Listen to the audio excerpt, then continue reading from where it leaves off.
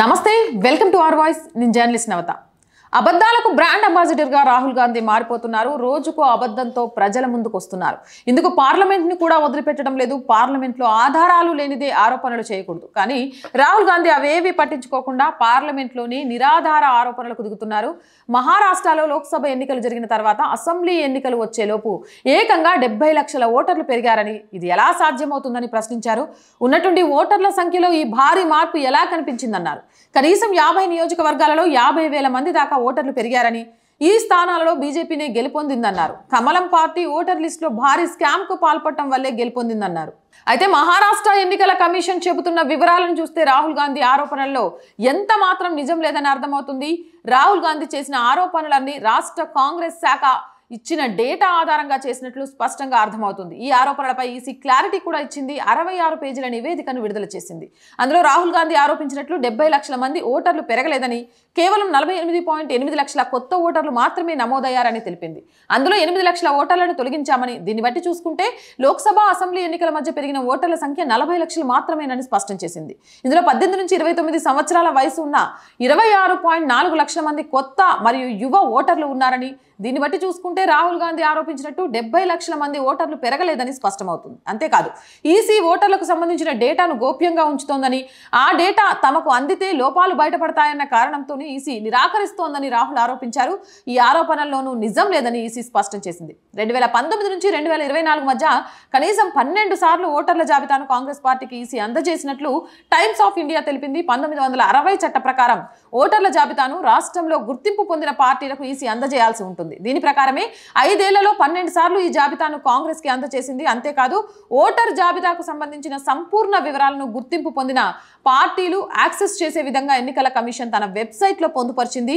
దీన్ని ఏ పార్టీ అయినా ఇట్టే తీసుకోవచ్చు డిసెంబర్ 24వ తేదీన కాంగ్రెస్ పార్టీకి ఈసీ రాసిన లేఖలోనూ ఈ డేటాకు సంబంధించిన లింకులను సైతం అందించింది అయితే మహారాష్ట్రలోని లోక్సభ మరియు అసెంబ్లీ ఎన్నికలలో అన్ని ఓటర్ల షేర్లు చిరునామాలు మరియు పోలింగ్ బూత్ల వారీగా ప్రతి అభ్యర్థి పోలింగ్ స్టేషన్ల వారీగా పొందిన ఓట్ల వివరాలతో సహా ఫారం 20లో బూత్ల వారీగా ఓటర్ల సంఖ్యకు సంబంధించిన గణాంకాలను కాంగ్రెస్ కి అందించింది ఈసీ ప్రతి అభ్యర్థి దగ్గర ఓటర్ వివరాలతో కూడిన ఫారం 17C కూడా అందుబాటులో ఉంది అందులో ఓటర్లకు సంబంధించిన సమాచారం అంతా ఉంటుంది అయితే ఎన్నికల నిర్వహణ నియమాలు 1951లోని సెక్షన్ 93 ప్రకారం ఓటర్ పేరు చిరునామాను బయటి వ్యక్తులకు అందించడానికి వీలుపడదు అందుకే ఈ వివరాలు ఎన్నికల్లో పోటీ చేసే అభ్యర్థులకు మాత్రమే లభిస్తాయి ఈ మాత్రం కూడా తెలియని రాహుల్ గాంధీ తమకు ఈసీ డేటా అందించలేదని ఆరోపించడం వెనుక ఏదో కుట్ర దాగి ఉందనే అనుమానాలు కూడా వస్తున్నాయి ఇక 50 నియోజకవర్గాల్లో కనీసం 50,000 కొత్త ఓటర్లు చేరారని రాహుల్ గాంధీ ఆరోపించారు ఇందులో కూడా నిజం లేదని తెలుస్తోంది మహారాష్ట్ర అసెంబ్లీ ఎన్నికల్లో కొత్తగా చేరిన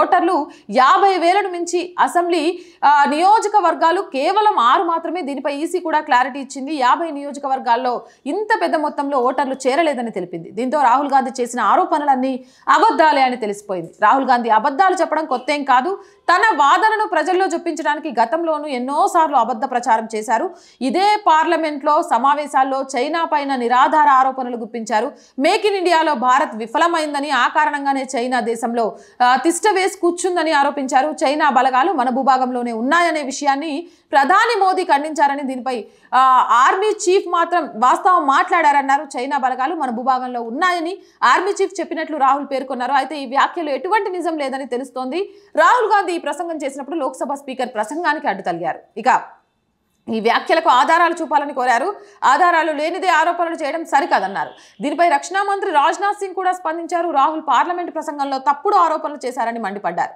ఇరువైపులా ట్రెడిషనల్ పెట్రోలింగ్ డిస్టర్బెన్స్లపైనే ఆర్మీ చీఫ్ చెప్పాలని ఆయన చెప్పిన మాటలు చెప్పినట్టుగా రాహుల్ మాట్లాడటం సరికాదన్నారు గతంలో అగ్నివీర్లకు పరిహారం ఇవ్వలేదని పార్లమెంట్ వేదికగా రాహుల్ గాంధీ అబద్ధమాడారు అగ్నివీర్ పథకంపై భయాందోళనను సృష్టించడానికి ఈ వ్యాఖ్యలు చేశారు దీనిపై యువతలో వ్యతిరేకత రావాలనే కారణంతోనే రాహుల్ గాంధీ అబద్ధాలు చెప్పారు అగ్నివీర్ అజయ్ కుమార్ విధి నిర్వహణలో మరణించిన ఆయనకు పరిహారం కూడా అందలేదన్నారు కానీ ఆ వ్యాఖ్యలు ఎంత మాత్రం నిజం లేదని ఆర్మీ చెప్పింది ఇప్పటికే అగ్నివీర్ అజయ్ కుటుంబానికి అప్పటి వరకు మొత్తం 98.39 లక్షలు అందించినట్లు ఆర్మీ స్పష్టం చేసింది అగ్నివీర్ పథకంలోని నిబంధనల మేరకు అగ్నివీర్లో మరణించిన వారి తరపున కుటుంబానికి 1.65 కోట్లు పరిహారంగా అందించనున్నట్లు తెలిపింది. రాహుల్ గాంధీ లోక్సభలో ఆరోపణలు చేయడానికి ముందే అగ్నివీర్ అజయ్ కుమార్ కుటుంబానికి 98.39 లక్షలు ఇచ్చేశామని, పోలీస్ వెరిఫికేషన్ అనంతరం 67 లక్షల వరకు వస్తామని ప్రకటించారు.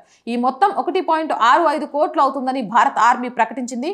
రాహుల్ గాంధీ ఇప్పుడు దేశానికి ప్రతిపక్ష నేతగా ఉన్నారు. ఆయన చేసే ఏ వ్యాఖ్యలైనా దేశంపై ప్రభావం చూపుతాయి. అందుకే ఆయన హుందాగా ఉండాల్సిన అవసరం ఎంతైనా ఉంది. రాజకీయ పాపం గడుపుకునేందుకు ఈ విధంగా అసత్య ప్రచారం చేయడం ఎంత మాత్రం సమంజసం కాదు. మరి ఈ నిజాన్ని రాహుల్ గాంధీ ఎప్పుడు తెలుసుకుంటారో అన్నది వేచి చూడాలి. ప్రతిపక్ష నేత అని మర్చిపోయి పరాయి దేశ పౌరుడిలాగా పొద్దస్తమానం భారత్ మీద విషం కప్పడం అనేది ఎంతవరకు కూడా సమంజసం కాదు అంటున్నారు విశ్లేషకులు. మరి మీరేమంటారు? కామెంట్ సెక్షన్లో తెలియజేయండి. మోర్ వీడియోస్ కోసం ఛానల్ వెంటనే సబ్స్క్రైబ్ చేయండి. చాలా మంది వీడియోస్ చూస్తున్నారండి, బట్ సబ్స్క్రైబ్ చేయడం మర్చిపోతున్నారు. Please subscribe our channel. ఒక్క సబ్స్క్రిప్షన్ ఎంత బలాన్ని ఇస్తుంది, లేకపోతే ఎంత ఉత్సాహాన్ని ఇస్తుంది అని నన్ను అడిగితే చాలా క్లియర్గా చెప్తాను. కానీ అది చెప్పాలంటే వీడియో మొత్తం అదే అవుతుంది కాబట్టి మొత్తం చెప్పలేకపోతున్నాను. కొత్త ఉత్సాహంతో కొత్త కొత్త అంశాలను మీ దగ్గర తీసుకురావాలంటే మన ఆర్ వాయిస్ కుటుంబం చాలా అంటే చాలా పెద్దది కావాలి అంటే ఒకటే ఒక సబ్స్క్రిప్షన్. అలాగే కంటెంట్ బాగుంది అనిపిస్తేనే లైక్ చేయండి, షేర్ చేయండి. అండ్ ఆర్ వాయిస్కి ఆర్థికంగా చేయూతను అందించండి. ఆర్ వాయిస్ ఆర్థిక ఇబ్బందుల్లో ఉన్న మాట నిజం. కావాలంటే ఆర్ వాయిస్ని అభిమానిస్తున్న ఏ ప్రేక్షకులైనా తెలుసుకోవచ్చు. గుడ్డిగా కింద కామెంట్ పెట్టడం చాలా ఈజీ అండి. ఒక వ్యవస్థను నడపాలి, ఎక్కడా లొంగకుండా మనం అనుకున్న లక్ష్యం వైపు వెళ్ళాలి అంటే చాలా చాలా చాలా కష్టం. ఇప్పుడు ఆర్ వాయిస్ ఎదుర్కొంటుంది అదే కష్టాన్ని. మీరు ఆర్ వాయిస్ని అభిమానిస్తున్న వాళ్ళు మాత్రమే మాకు అండగా నిలబడగలరు, మా ఛానల్ని ముందుకు తీసుకెళ్లగలరు. ఆర్థికంగా చేయూతను అందించాలి అంటే స్క్రీన్ మీద ఫోన్పే, గూగుల్ పేతో పాటు అకౌంట్ డీటెయిల్స్ ఇచ్చామండి.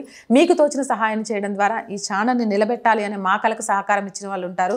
అలాగే వ్యాపార ప్రకటనల కోసం కూడా ప్లీజ్, చాలామందికి వ్యాపారాలు ఉంటాయి. మీరు ఇచ్చే చిన్న యాడ్ ఆర్థికంగా ఛానల్ సస్టైన్ అవ్వడానికి ఉపయోగపడుతుంది. అండ్ మాది వ్యూవర్షిప్ చాలా బాగుంటుంది, ఛానల్ మీరు చెక్ చేసుకోవచ్చు. సో మీరు ఇచ్చే యాడ్కి తగ్గట్టుగా మీకు మార్కెటింగ్ కూడా అవుతుంది. ఖచ్చితంగా ఆ విషయంలో నమ్మకంగా చెప్పగలం. యాడ్స్ కోసం 8328500576 నెంబర్ని సంప్రదించండి. అలాగే ప్రజా సమస్య ఏదైనా మీ గొంతుకను మా గొంతుకగా వినిపిస్తాం. ప్రభుత్వానికి ప్రజలకు వారధిగా ఉండాలనేది ఈ ఛానల్ ఉద్దేశం.